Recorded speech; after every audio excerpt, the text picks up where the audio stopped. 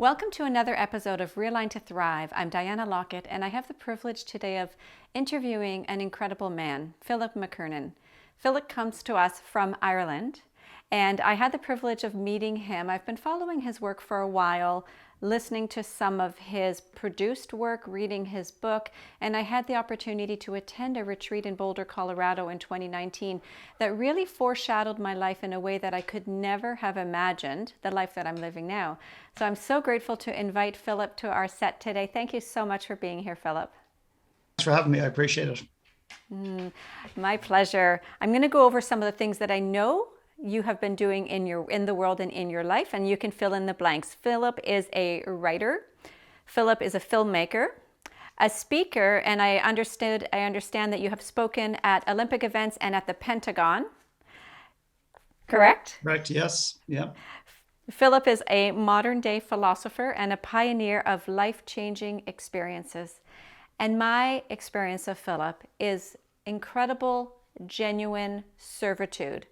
That Philip is really here to help people to awaken to their greatest life, their greatest power, their wisdom, to make the world a better place. And he comes to us from his, correct me if I'm wrong, his castle in Ireland? Not quite yet. We're Not yet. in the middle of the restoration process. The castle is about 5 minutes drive where I'm sitting right now. And it's been there for probably 600 years. So it's going to wait another 6 months or so for us to bring it back to life a little bit. What an experience. What a life experience, right? Like, who would have known?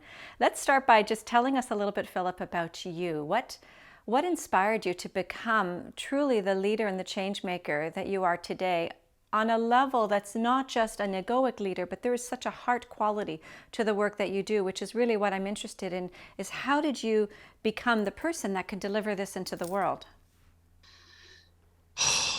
That question is so difficult and it evokes so much emotion because I actually don't believe I've become that person. And that might be the oddest answer, but I don't, as you say that, it's not that I don't believe I have value. It's not that I don't believe the work we do, it matters.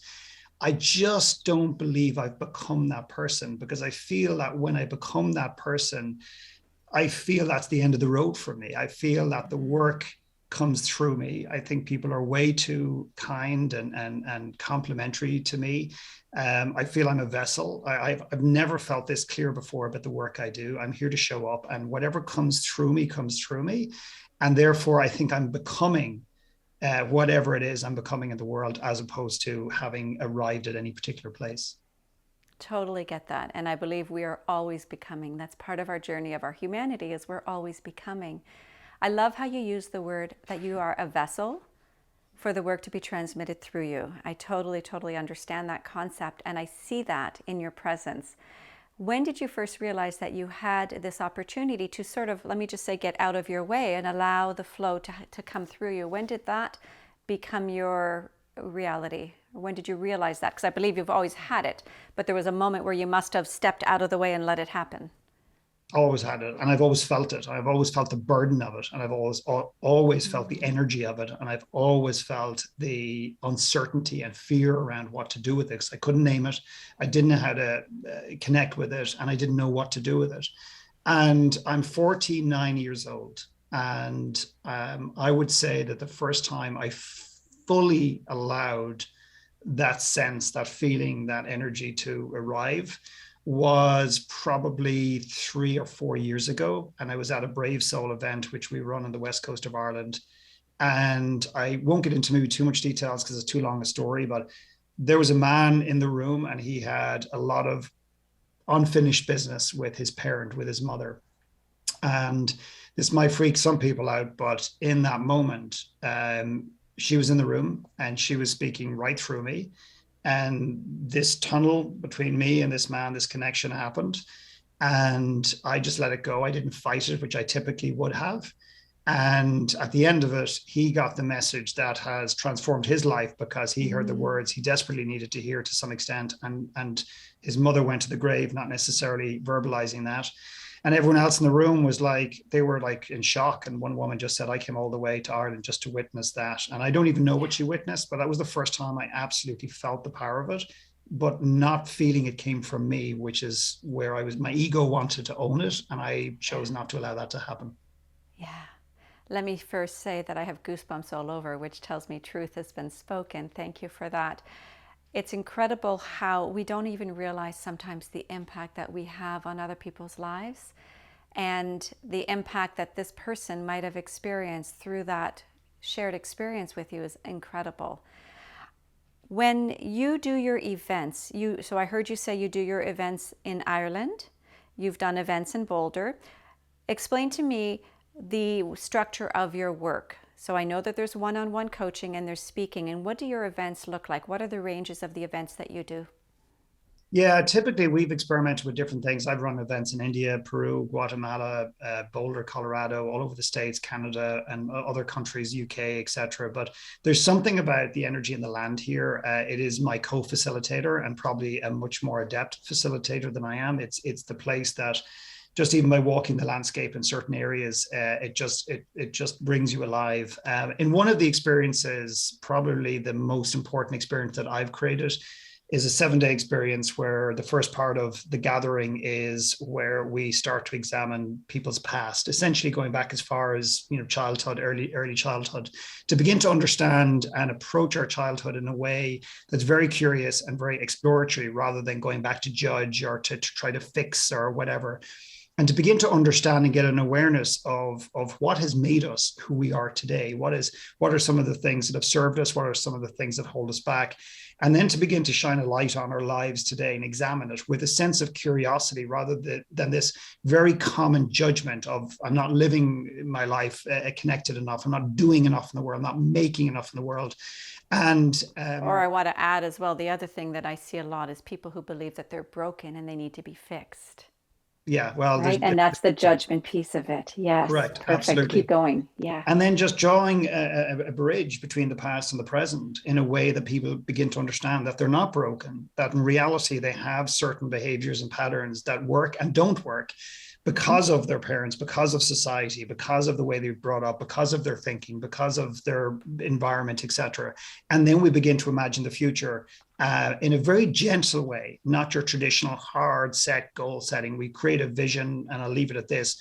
Literally a visual representation of the man or woman you would like to be or become, rather than some aspirational thing that may or may not give you the satisfaction once achieved. The key word, the theme that keeps coming through this conversation is becoming. I Yes. love it. Thank you. We're going to take a short break, Philip. We'll be right back. Please stay tuned. We'll be back in a moment.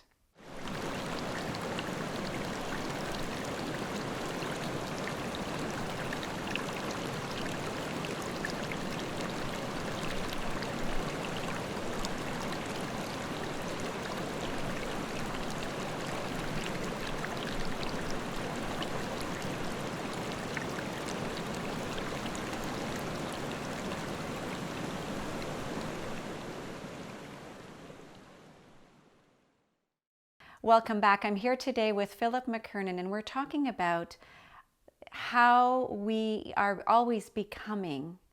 And sometimes we need to get out of our way to allow that process to unfold. And Philip has been sharing his genuine wisdom with a large audience across the world for many, many years. And today he comes to us from Ireland. Thank you for being here, Philip. I want to ask you about your soul set philosophy. Can you explain to us what that is and what it means? Yeah, I feel that there's so much emphasis on the mind, and the mind is obviously a powerful tool. If I could, I suppose, simplify it, is I see my laptop as my mind, and it's a very effective thing. It's a way to analyze, to measure, to question to some extent. But I suppose, soul set, if I had to sum it up in one word, is just intuition. Your mind has thoughts, and your soul has this sense of intuition, the sense of knowing, not an I know it all, but a sense of knowing. And we help people get in touch with that inner compass, if you like, where they can start making decisions that are truly aligned with the essence of who they are, rather than trying to create a life or reimagine a life based on what I believe I need to do intellectually. I mean, I would set goals, I would climb the mountain, a metaphor for life. I get to the top of that mountain and I would feel, I know I would be successful temporarily, but I wouldn't feel satisfied. And I think that's a very common pattern that is plaguing the world right now. Mm-hmm. Excellent. So there's a sense of this inner wisdom. Your soul set is your inner wisdom. It's your inner, let's even call it purpose. Like, why are we here? We're not here to be busy bees, to accomplish A, B, C, D, and then come to an end where we think, wow, what did I do? We're here to live. We're here to inspire. I believe that our legacy is how we live the world every moment from our hearts, not something that we leave at the end of the world necessarily. And so speaking about legacy, there is a project that you initiated that I really adore, and I've watched all the videos and I've read the book, called the One Last Talk Project. Can you talk about that? Because I think that work is very powerful.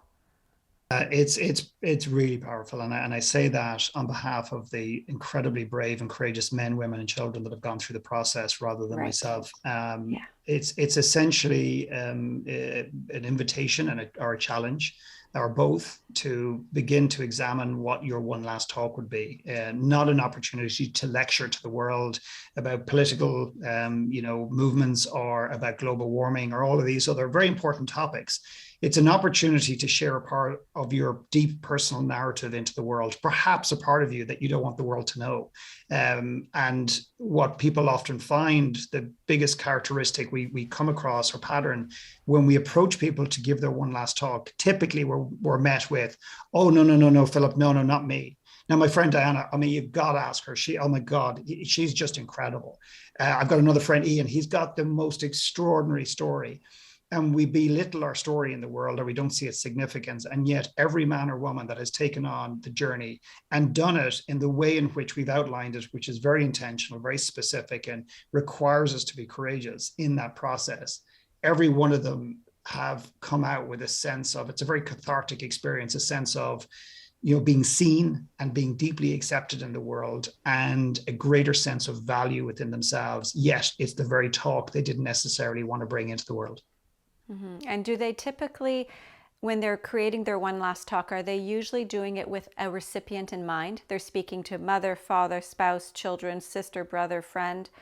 No, it's a great question, but no. And the reason for that is that if they do that, like, for example, if I was to ask you to write a one last letter, or an audience, and I'd say, by the way, write a one last letter, write it to who you want to, and say what you want. And you're going to all read it out in a few moments, or you're going to ring your dad and you're going to read it out to him. It would distort what we would write, because a lot of us, I think one of the Achilles heels for the human psyche is this deep-seated need to be liked in the world, and not to be judged, and to be loved. And therefore, I think we hold a lot of us back. We hide parts of ourselves from the world. So what we encourage people to do is to share the truth they need to share, leaving aside who needs to hear it for the moment, because it can distort what comes. And in those moments, people are actually surprised themselves of what comes. And that's the exciting piece. Mm-hmm. That's a great clarification. Thank you.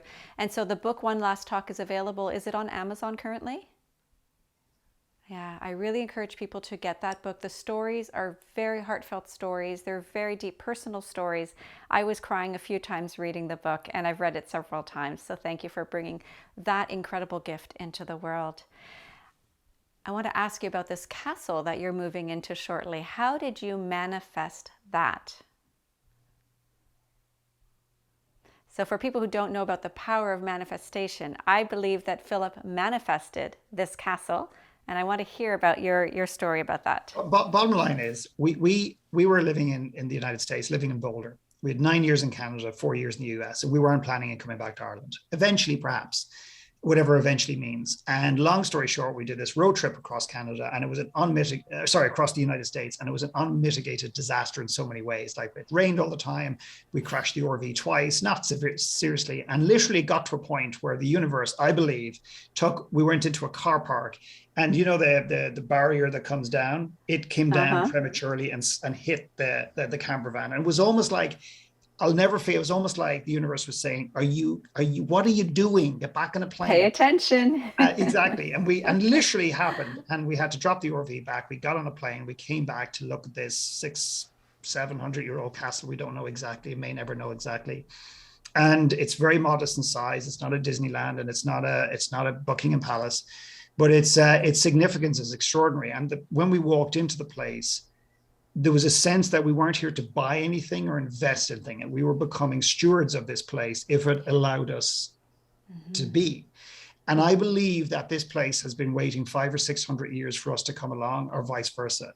And the last thing I'll say is we went in all gung-ho, guns blazing, plans and strategies to some extent. And then we realized very quickly, we are there to listen to the silent, soft whispers that this place has in its walls. It was built when the Mona Lisa was being painted, to give you some context of the history. And our job now is to begin to listen to what the place needs. And our jobs as stewards, our custodians, is to bring it back to life, to create a place of healing, growth, and leadership. And when I say leadership, to people to come out of this place and to go and to do the things that will enable us to leave this world in a better place than we found it. Because ultimately, that is the most meaningful journey for all of us, and bringing our gifts into the world. And that's the work I want to do, and I want to help people do that. Completely agreed. And so is it your intention then to host retreats, to bring people in as a retreat opportunity? Small, very small, intimate gatherings. And we've heard two pieces of information just recently. A historian dug it up, is that it turned out that the family who ran the kingdom built 22 castles, and 21 of them were built to protect the one in the very center of the kingdom, which turns out to be the one that we are stewards of. And Tolkien, if you're into Lord of the Rings, he stayed on the property, we just discovered, multiple times. And it just keeps giving. It just keeps giving. And I believe when people come, it's the sort of place, the energy that allows you to access parts of yourself that I believe perhaps we haven't gotten to. And I'm excited to see what will happen when people go back and bring that to the world in whatever way they see fit. It sounds amazing. I look forward to hopefully one day visiting. We're going to take another quick break. We'll be right back.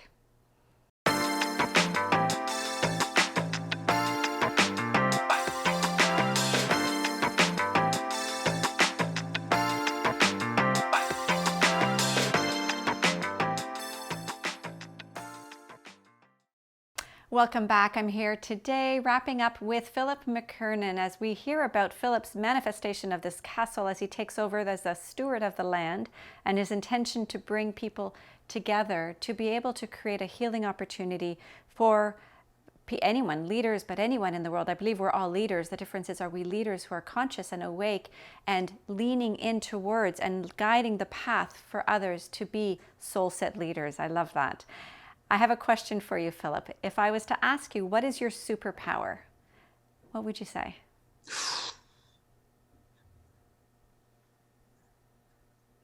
I don't know how to, that you've got me. I don't know how to answer that question. My wife, maybe I'm deflecting, but my wife says that I hear so deeply. Yeah. I don't listen. I hear so deeply. Yeah.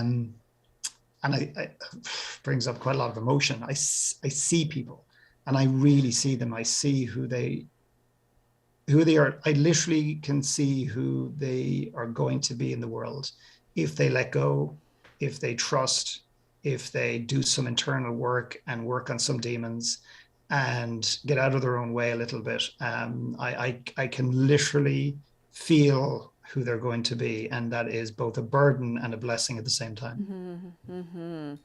And I will say yes to that, because I am a living experience of that, having first done a coaching call with you in 2018 where you foreshadowed where I am now, and the steps that you suggested very gently, very tenderly, that I would probably go through at the time. I could not have imagined that it would have become my reality. So thank you for that. I said it at the beginning, there is a sense of genuineness that comes through, and it's probably all tied into your deep capacity to feel, to listen, to really see people fully. And it comes through as such a genuine part of who you are and how you deliver who you are into the world, and your desire to create impact and encourage others to become fully who they're meant to be. So I totally see that in you, and thank you for that gift that you bring. As we wrap up, Philip, we are all living through a global pandemic, and everyone is in a different place in terms of their model of reality of the world, their capacity, their coping mechanisms, their experiences. If you were to give our audience one message on what they could do today to realign to thrive, what would you share? Yeah, I may have said something different, except you mentioned the pandemic, and I do believe people are experiencing that in very different ways. But there's a very interesting question that I would like to leave the audience with to some extent around the pandemic, which might feel very selfish, but if you sit with the question long enough, I think it can give you maybe something for you as an individual that perhaps you can use to go and impact the world. And I think we do make the world too much about us. And I think if we stop making the journey about us, I think we have a much greater capacity to make greater impact than we can even imagine in our lives right now. The question is, what if the pandemic was just happening to you? In other words, I don't mean that from a victim standpoint. I mean, what if it happened just to you? What is it trying to tell you? Whether it's you believe it's God or the universe or whatever, what is it trying to tell you? And I think if you can approach that question in the way in which it's intended, I think what you might find is it's trying to tell you to shift, to realign, to adjust your life in certain ways, maybe feel significant. They might feel small, or there could be a series of small steps. And it's a question that I asked myself when I was in a downtime. I was worried about our business. I was worried about live events. I was worried. And I said, what is it trying to tell me? And what it was trying to tell me is I needed to be in Ireland. And that was my truth. And it gave me this incredible gift, which then allows me to create a platform to come back and gift the world in my own way. So that's maybe the question rather than a statement that I would like to leave the audience with. I love that. And if I could tweak it just a little bit, it would be, ask yourself, why is this happening for me? So rather than to me, so we move out of victimhood, but why is this happening for me? And coming with the belief, I totally am online with you, coming with the belief that we are here at this time, maybe even chosen to go through this. And so how can we realign so we can thrive through this period and not fall into victimhood and into incapacity? And it's not that those things don't happen, they happen to all of us. But then we have an opportunity to say this exact question, why is this happening for me? And from the response that comes forward, we get the information, the download that we need to be able to move, pivot, change, consider, shift, whatever it is, life, perspective, beliefs, in a way that will create a much bigger we movement instead of a me movement. Yeah, wonderful. Thank you so much for being here, Philip. I truly honor you. I love the work that you're doing in the world. I love to be in your presence. Your wife is a beautiful woman. I want to give a shout out to Pauline, who I know does so much of the behind the scenes bookings and stuff. Thank you, Pauline. And I look forward to reuniting maybe one day in Ireland. That'll be great. Thank you so much for doing this, and thank you for having me on and holding some beautiful space here today. I really appreciate it. My pleasure. Thanks so much for tuning in today. Wasn't that a great episode? I am so excited to bring to you heart-centered leaders who are making global impact in the world as a beautiful imprint for all of us that we too can make a difference. Until we meet again, I'm Diana Lockett, and know that you can always realign to thrive.